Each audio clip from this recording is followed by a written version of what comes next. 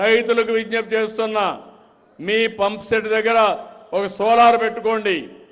Solar పెట్టుకుంటే ఆ current మీరు వాడుకోవచ్చు. మీకు వాడుకొని మిగిలితే గ్రిడ్కి ఇవ్వండి.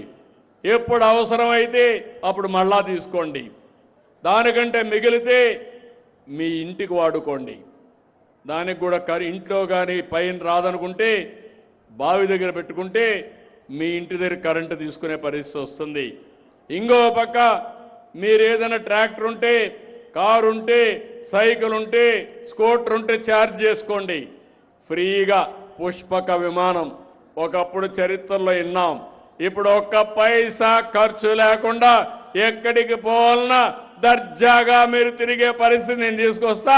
నాకు సహకరించండి. ఒక్క రూపాయి పెట్టుబడి లేదు.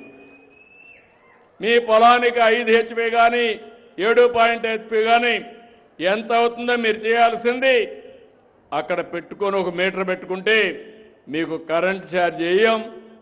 ఇప్పుడు ఇచ్చిన కరెంటు ఉచితంగానే ఉంటుంది. ఎంత అదనంగా వస్తే మీరు అది ఇస్తారు. అలాంటి వసతులు కల్పిస్తాం.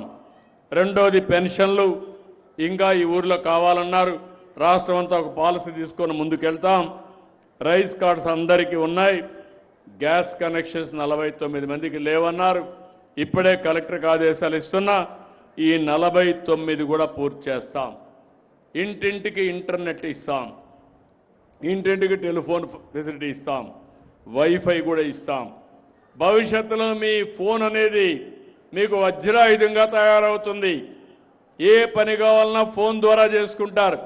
మీ ఆరోగ్యాన్ని కూడా తొందరలోనే సంజీవిని ప్రాజెక్టు తీసుకొచ్చి ప్రతి ఒక్కరి ఆరోగ్యం కాపాడడానికి ముందుకు పోతున్నాం. 2,50,000 రూపాయలు అందరికీ ఇన్సూరెన్స్ పెడుతున్నాను. ఇంకొక పక్క పేదవాళ్ళకి 20 లక్షల వరకు వైద్య ఎన్టీఆర్ వైద్య సేవ కానీ సీఎం రిలీఫ్ కానీ ఇస్తాం.